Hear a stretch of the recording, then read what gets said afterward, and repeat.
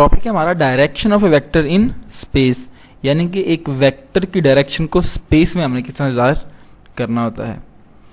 तो आगे प्रोसीड करने से पहले हम रिकैप करेंगे concept of plane and the direction of vector in a plane. ये हम पहले पढ़ चुके हैं। हमने देखा था कि हमारे पास एक्स एक्सिस और वाई एक्सिस के मिलने से प्लेन बनती है, ठीक है। और प्लेन के अंदर एंगल वेक्टर को हम किस तरह ज़ाहिर करते हैं, एंगल थीटा के साथ, जो कि वो वेक्टर बना रहा होता है एक्स एक्सिस के साथ। सो सिंपल जो बात याद रखने वाली है वो ये कि जब एक्स एक्सिस और वाई एक्सिस मिलते हैं तो इन दो एक्सिस के मिलने से हमारे पास प्लेन वजूद में आती है, एक सरफेस बनती है जिसको हम क्या बोलते हैं, प्लेन बोलते हैं। अब कॉन्सेप्ट ऑफ स्पेस को समझने के लिए हमें एक थर्ड एक्सिस की जरूरत होती है।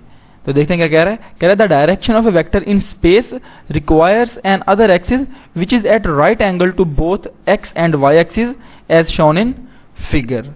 कह रहा है कि वेक्टर की डायरेक्शन को स्पेस के अंदर जाहिर करने के लिए हमें एक थर्ड एक्सिस की जरूरत होती है, और उस थर्ड एक्सिस को हम क्या बोलते हैं, the third axis is called Z axis. वो थर्ड एक्सिस जेड एक्सिस कहलाता है, और वो जो थर्ड एक्सिस है वो परपेंडिकुलर होता है पहले दोनों एक्सिस के, यानी कि एक्स एक्सिस और वाई एक्सिस के परपेंडिकुलर होता है।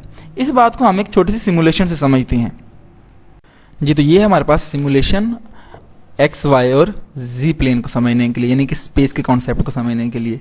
तो जो दो एक्सिस हैं एक्स एक्सिस और वाई एक्सिस वो तो हमें ऑलरेडी क्लियर हैं। ये देखेंगे हमारे पास हॉरिजॉन्टल एक्सिस है जिसको हम क्या बोलते हैं, एक्स एक्सिस बोलते हैं। ये हमारे पास वर्टिकल एक्सिस है जिसको हम क्या बोलते हैं, वाई एक्सिस बोलते हैं। अब इन दोनों एक्सिस के परपेंडिकुलर 90 डिग्री का हमारे पास थर्ड एक्सिस होता है। ये देखिए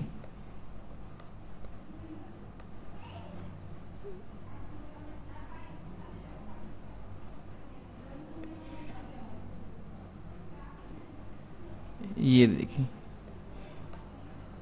ठीक है जी।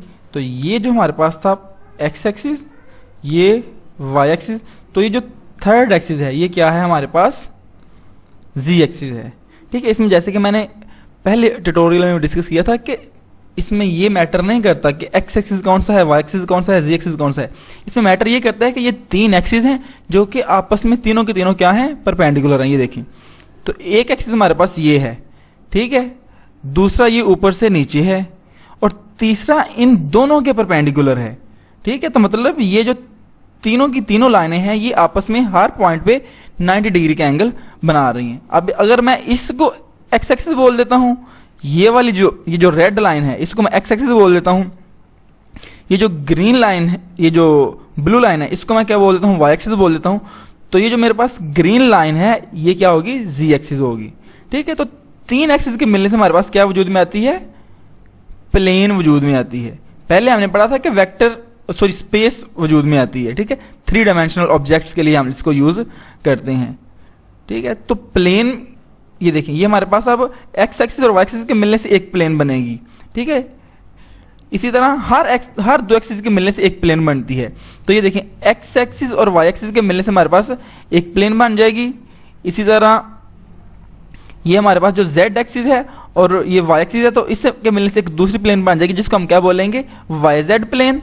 और एक्स और वाई से मिलने से एक्स वाई प्लेन, ये वाई जेड प्लेन, और ये जेड एक्सिस और एक्स एक्सिस के मिलने से मिलेंगे हमारे पास एक्स जेड प्लेन, यानी कि जेड एक्स प्लेन, ठीक है। तो इस तरह हमारे पास 3 प्लेन्स होती हैं, किसके केस में, स्पेस के केस में। ये मैं आपको पिक्चर से भी जो है वो शो करवाता हूं। टाइमिंग आप इसको जरा अच्छी तरह से जो है वो अपने माइंड में रख लें कि ये हमारे पास जो है वो प्लेन है। प्लेन में 3 एक्सिस होते हैं, एक्स एक्सिस, वाई एक्सिस और जेड एक्सिस। तो हमारा टॉपिक था बेसिकली कि प्लेन के अंदर, यानी कि एक्स वाई जी प्लेन के अंदर हमने वेक्टर को किस तरह से जाहिर करना है। तो हम जरा बैक मूव करते हैं अपनी स्लाइड्स के ऊपर। जिस हम 3D प्लेन की बात कर रहे थे, एक्स वाई जी प्लेन, वो देखिए ये हम इसको यूं भी शो कर सकते हैं। तो ये बात मैंने आपको सिमुलेशन में एक्सप्लेन की है कि ये एक्स और वाई एक्सिस के मिलने से ये वाली प्लेन बनेगी, जो कि इसने ब्लू कलर से शो की हुई है, ठीक है। ये देखिए आपको एक सरफेस नजर आ रही है ब्लू कलर में, जो कि किससे मिलकर बनी है, एक्स एक्सिस और वाई एक्सिस के मिलने से बनी है, ठीक है। तो ये हमारे पास हो गई एक्स वाई प्लेन। अब एक्स एक्सिस और जेड एक्सिस के मिलने से ये एक प्लेन बनी है हॉरिजॉन्टल प्लेन, जो कि ये ब्राउन कलर से शो की हुई है, ठीक है, और वाई एक्सिस और जेड एक्सिस के मिलने से बनी हुई है ये ग्रीन प्लेन, ठीक है। तो ये हमारे पास टोटल कितनी प्लेन्स हो गई, 3 प्लेन्स हो गई, x y plane, y z plane और जेड एक्स प्लेन, ठीक है। तो इस तरह 3 प्लेन के मिलने से हमारे पास स्पेस वजूद में आती है, और इसको हम बोलते हैं 3D प्लेन या एक्स वाई जी प्लेन, ठीक है। तो ये देखिए, ये हमारे पास इसमें इसने इसको एक्स एक्सिस कह दिया है इस लाइन को, ये वाई एक्सिस, और ये ऊपर से जो नीचे आ रही है ये जेड एक्सिस। ये मैं आपको 2-3 दफा बता चुका हूं कि यहाँ पे मैटर सिर्फ ये करता है कि ये तीनों की तीनों परपेंडिकुलर होनी चाहिए। नाम आप अपनी मर्जी से भी कोई भी रख सकते हैं, किसी एक को आप एक्स एक्सिस कह सकते हैं, दूसरी को वाई एक्सिस कह सकते हैं, और जो तीसरी बचेगी उसको हम जेड एक्सिस बोलेंगे। तो अब आते हैं हम अपने मेन टॉपिक के ऊपर कि हम वेक्टर की डायरेक्शन को स्पेस के अंदर या 3D प्लेन के अंदर, एक्स वाई जी प्लेन के अंदर या एक्स वाई जी कोऑर्डिनेट के अंदर किस तरह जाहिर करेंगे। कह रहा the direction of vector in space is specified by 3 angles which the representative line of the vector makes with x, y and z axis respectively as shown in figure। तो ये देखिए, ये हमारे पास एक्स वाई जी plane आ गई, इसमें हमारे पास ये vector A आ गया। तो स्पेस के अंदर वेक्टर की जो डायरेक्शन होती है वो हम 3 एंगल्स के साथ जाहिर करते हैं। वो 3 एंगल कौन से होते हैं, जो वेक्टर बना रहा होता है एक्स एक्सिस के साथ, वाई एक्सिस के साथ और जेड एक्सिस के साथ। इस केस में एक्स एक्सिस के साथ वेक्टर बन रहा है, एंगल बन रहा है अल्फा, वाई एक्सिस के साथ बन रहा है बीटा, और जेड एक्सिस के साथ बन रहा है गैमा। हमने देखा था कि प्लेन के अंदर डायरेक्शन हम सिर्फ एक एंगल से शो करते हैं जो कि एक्स एक्सिस के साथ बन रहा होता है, और स्पेस के अंदर डायरेक्शन हम 3 एंगल से शो करते हैं जो कि तीनों एक्सिस के साथ बन रहे होते हैं। So the direction of vector in space is specified.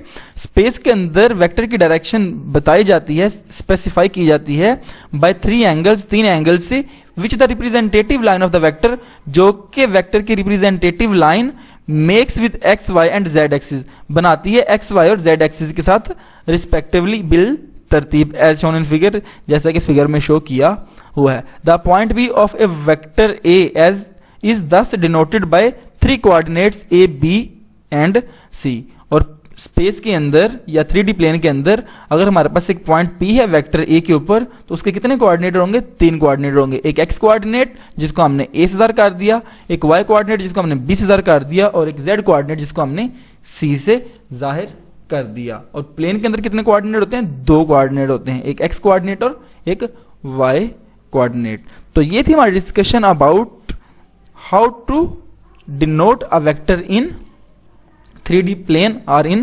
space. I am very much hopeful that you got understanding regarding what we have discussed. Thank you very much for watching.